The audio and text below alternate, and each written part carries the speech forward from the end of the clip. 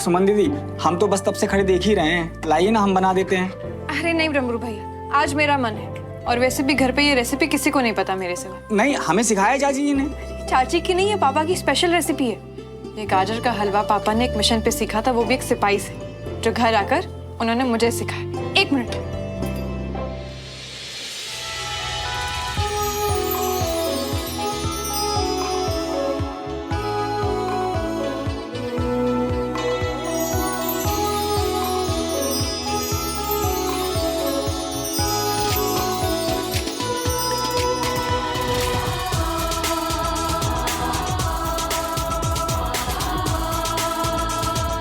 आपको पता है अगर पापा यहाँ पे होते तो क्या कहते? Well done cadet. बिल्कुल वही टेस्ट। दीदी खुशबू भी बहुत अच्छी आ रही है। आप एक काम करिए, इसे टेबल पर लगाइए, मैं सबको बुला कर आती हूँ।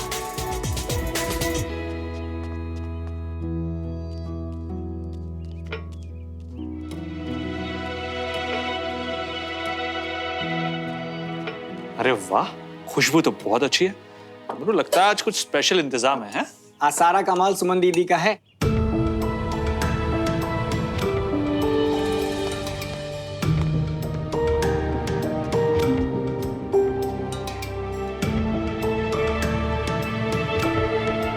आप अब भी मुझसे नाराज है ना? मैंने आपसे झूठ कहा, मेरी गलती थी। पर अब आप अपनी बेटी को माफ नहीं करेंगी?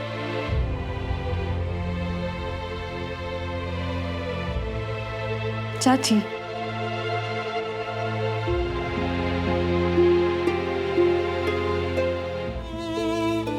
आपको पता है पापा हमेशा कहते थे कि आपसे अच्छी खीर तो कोई बना ही नहीं सकता।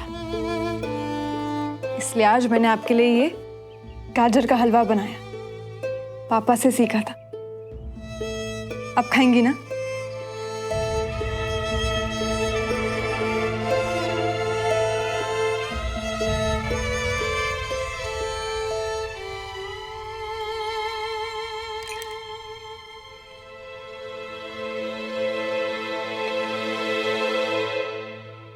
तो ठीक है, फिर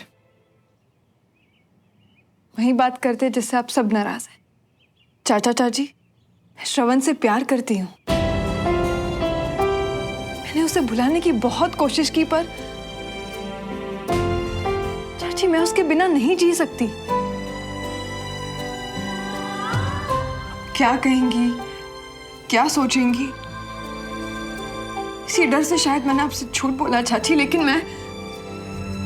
लेकिन चाची मैं सच में बहुत प्यार करती है उसे, जी नहीं सकती उसके बिना।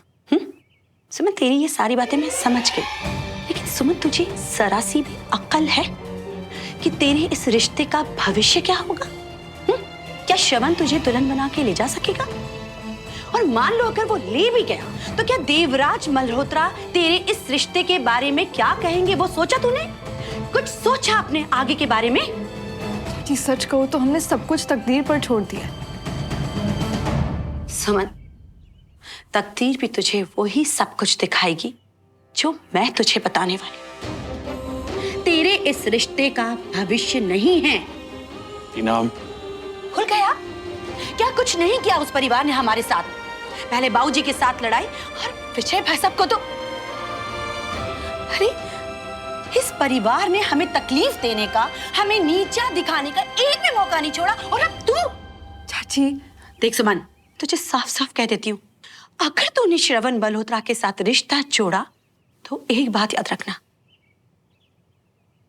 मेरा आशीर्वाद नहीं है तेरे साथ।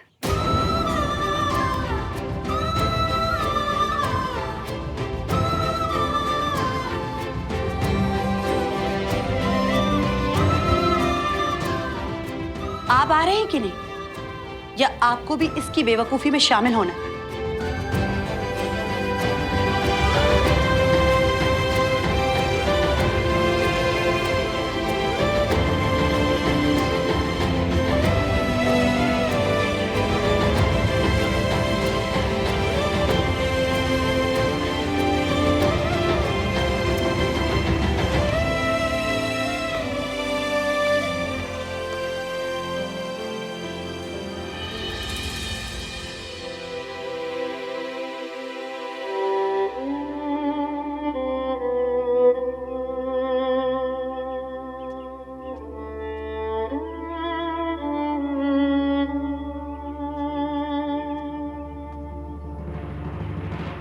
पता है सुमन, मैं श्रवण से बहुत नाराज थी क्योंकि उसकी वजह से मेरी बहन तकलीफ में थी।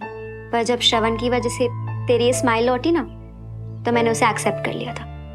पर मम्मी उसे एक्सेप्ट नहीं करने वाली है सुमन, तो तू उन पे टाइम वेस्ट मत कर। अच्छा लेकिन नहीं सुमन, तू मेरी बात सुन। तुम दोनों ने फैसला कर लिया है ना शादी करने का, तो जाओ करो शादी, खुश रहो, आगे बढ़ो अपनी लाइफ में यार। यहाँ पे तुम लोगों को कोई एक्सेप्ट नहीं करने वाला है और ये इनकी प्रॉब्लम है, तुम दोनों की नहीं।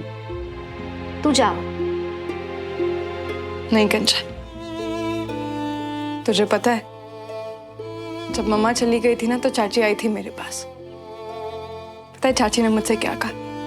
उन्होंने मुझसे कहा कि वो मम्मा की कमी कभी पूरी नहीं कर पाएंगी, लेकिन वो कोशिश करेंगी कि मुझे कभी मम्मा की कमी महसूस ना हो। तब से लेके आज तक कंचा चाची ने कभी कोशिश करना बंद ही नहीं किया, तो फिर मैं कैसे?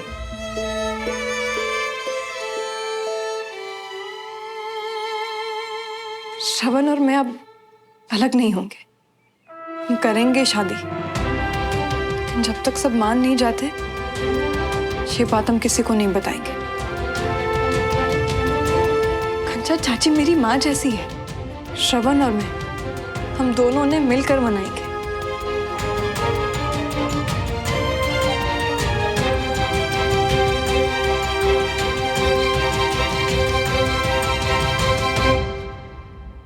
मुझे लगता था ये बचपन का प्यार है, भूल भाल गया होगा। इतना प्यार में उधार कौन लेता है? और अब ये प्यार ना बचपना नहीं रहा। देखिए श्रवण अब समझदार हो गया है। अगर उसने इतना कुछ किया है तो इसका मतलब सुमन के भी मन में फीलिंग्स होंगी ना। वही फीलिंग्स हैं सुमन के मन में भी, इसीलिए उसने अपनी एंगेजमेंट भी तोड़ दी। प्रॉब्लम तो यह है, जब भाई साहब को पता चलेगा तो बहुत बड़ा बवाल होगा। उन्होंने मुझे पता करने को कहा है कि तिवारी हाउस किसने खरीदा है। हम में उन्हें कैसे? रुकिए,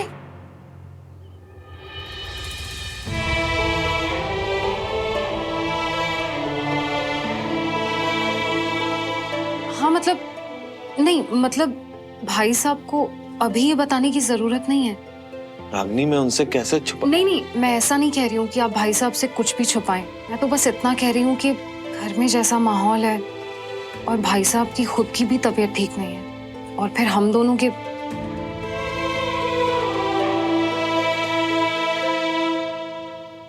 अभी तो श्रवण से भी बात नहीं कर सकते। उसने आज कमांड ज्वाइन की है ना। श्रवण से बात नहीं कर सकते, पर सुमन तो यही है। कैसी बातें कर रही हो रागनी? तिवारियों की दहलीज पे कदम रखना भी हमारे लिए मुसीबत है, तो हम सुमन से कैसे बात करेंगे? अब ये दोनों हमारी सिर्फ मुश्किलें बढ़ा रहे हैं। क्योंकि वो दोनों एक दूसरे से प्यार करते हैं, साथ में रहना चाहते हैं। देखिए हम इतना तो कर सकते हैं ना कि एक बार सुमन से मिलने, अपना फाइनल डिसीजन लेने से पहले। ठीक है, मैं कुछ करता हूं।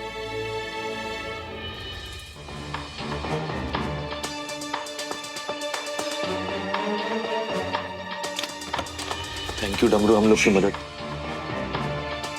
ये मदद आप लोगों के लिए नहीं है, सिर्फ सुमन दीदी के लिए है। बस 15 मिनट है आप लोगों के पास।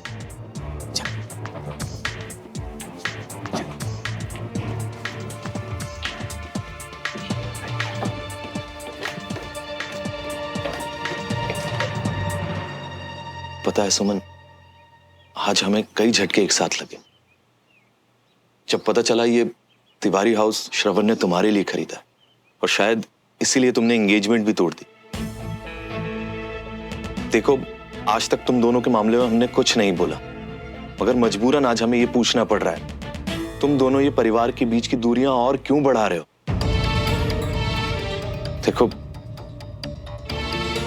रिश्ते में दरार आने में सिर्फ पल भर लगता है, तो उसे भरने में साल भी कम पड़ जाता है।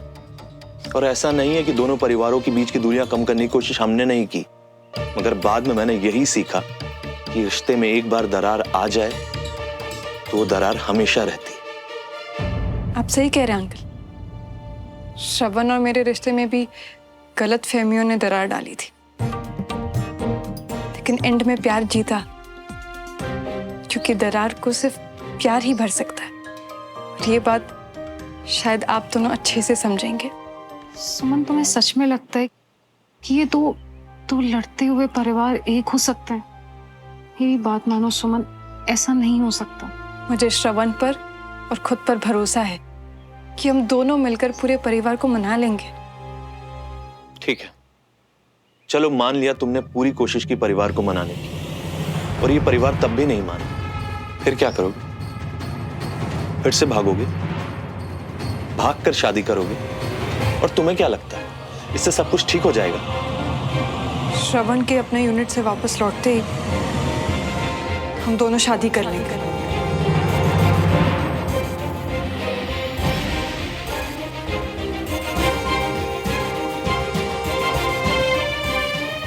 परिवार और श्रवण में से तूने अपने परिवार को नहीं, श्रवण को चुना। तूने चाहे मुझे अपनी माँ नहीं माना, लेकिन बेटा सुमन, मैंने तुझे हमेशा अपनी बेटी माना। इसीलिए इतनी बड़ी गलती तो मैं तुझे करने नहीं दूंगी। ये शादी मैं होने नहीं दूंगी।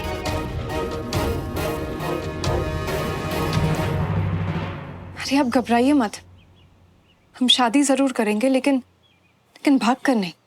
पिछली बार गलतफहमियों की वजह से मैं और श्रवण अलग हो चुके थे, लेकिन इस बार दो परिवार को मनाने के साथ साथ हमें हमारा रिश्ता भी बहुत मजबूत करना है।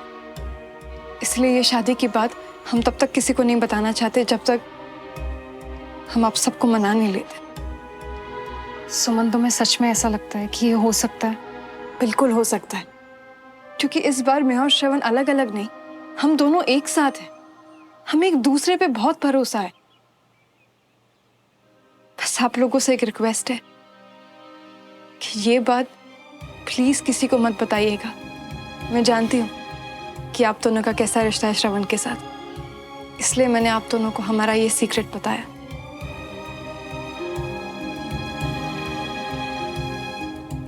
हमारे बच्चों का हम ये सीक्रेट किसी को भी नहीं बताएंगे, ओके?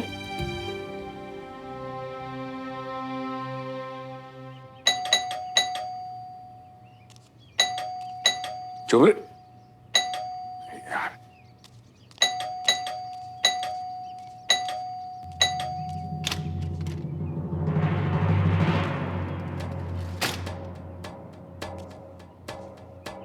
मैंने आज तक आपसे ज्यादा बेशरम और बदतमीज इंसान नहीं देखा। क्या चाहते हैं आप? आपकी अपनी सारी चालों में फेल हो गए तो अपने बेटे का इस्तेमाल कर रहे हैं आप? एक मिनट, बदतमीज मैं हूं?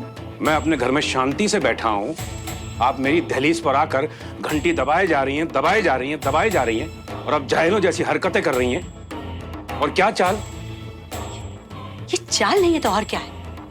पहले आपने हमारे घर में आकर सुमन की सगाई में तमाशा खड़ा किया, फिर हमारे घर को खरीदने की कोशिश की, वो भी बेहुदा शर्त के साथ कि जब हम जाएं तो सारा सामान छोड़ कर जाएं। देखिए, मैं अभी तक बहुत तमीज से पेश आ रहा था, मुझे मजबूर मत कीजिए कि फिर मैं भी ऐसा। आप भी? क्या आप भी? इतनी नफरत करते हैं आप हमसे कि इस तरह की बेहुदा और घटिया हरकतें करके हमें नीचा दिखाने की कोशिश कर रहे हैं। पहले श्रवण को भेजकर मेरी बेटी सुमन की सगाई तोड़वाई, और अब आप। बस, मैं कुछ कह नहीं रहा हूं तो आप अपने मुंह से जो बोलना चाह रही हैं बोलती चली जा रही हैं। आपको जो करना आप करिए, बस मेरे बेटे को खुद से और उस सुमन से दूर रखिए। वाह वाह, सुमन को श्रवण से दूर रखना है अगर, तो फिर श्रवण सुमन को भगाकर क्यों ले जा रहा है शादी करने के लिए? बदला लेने के लिए अपने बेटे का इस्तेमाल कर रहे हैं आप। जबान संभाल के बात करिए। मेरा बेटा जानता है कि मैं कितनी नफरत करता हूं आपके परिवार से। वो ऐसा कभी करेगा? ऐसा ही कर रहा है, वो ऐसा ही कर रहा है। लगता है शायद बाप की इज्जत नहीं करता, पर हाँ, वापस आकर मेरी बेटी सुमन के साथ शादी करने चाह रहा है। गलत फहमी है आपको, वो कभी नहीं आएगा। बेहतर ही होगा कि वो ना आए, क्योंकि अगर वो इस बार आया ना तो मैं उसे और उसके परिवार को नहीं छोड़ूंगी। और हाँ, बहुत जल्द आपको पता चल जाएगा कि गलत फहमी में कौन जी रहा है।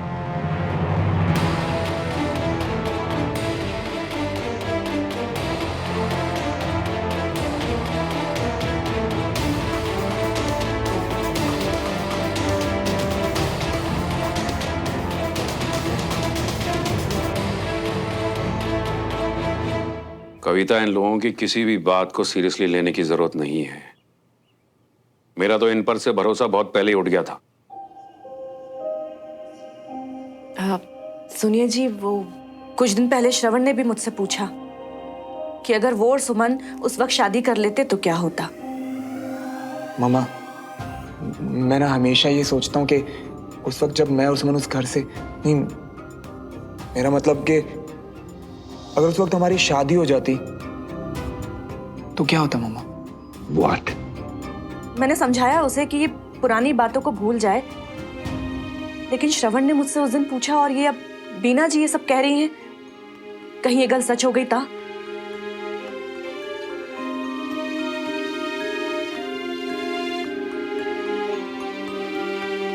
रागनी और राजेंद्र को बुलाओ।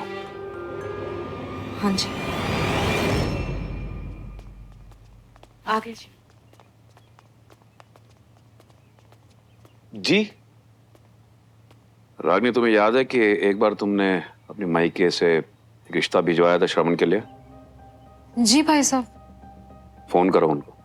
क्यों क्यों भाई साहब? मैं श्रवण का रिश्ता पक्का कर रहा हूं।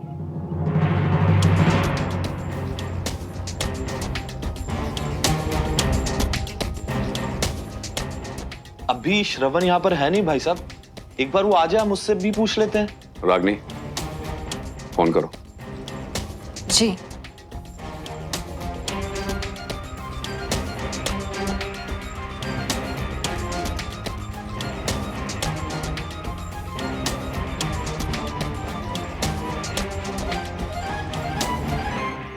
रेवाल साहब नमस्कार, मैं देवराज मल्होत्रा बोल रहा हूँ। जी जी बिल्कुल बिल्कुल, पिछली बार ठीक से बात हो नहीं पाई। हाँ जी, पर आपकी बेटी के लिए हमारी तरफ से रिश्ता पक्का है। जी हाँ बिल्कुल, जैसे ही श्रवण ड्यूटी से वापस आ जाता है शादी करा देते हैं बच्चों की। हाँ जी बिल्कुल बिल्कुल, बहुत धूमधाम से शादी होगी। आप भी तैयारियां शुरू कर दीजिए। जी जी, आपको भी नमस्कार।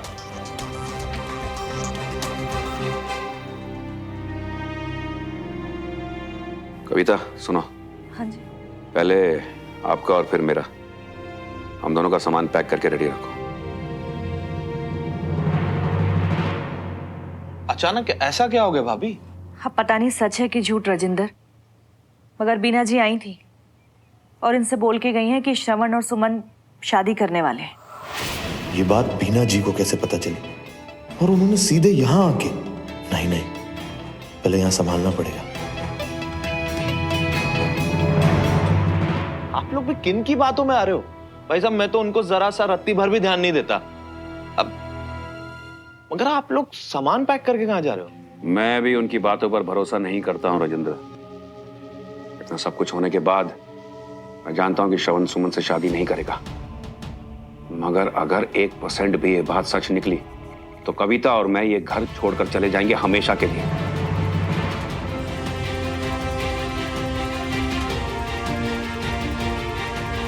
लेकिन भाई साहब आप क्यों ऐसा? क्योंकि जिस दिन ऐसा होगा उस दिन से श्रवण और हमारे बीच के सारे रिश्ते खत्म। हमारे लिए वो मर जाएगा।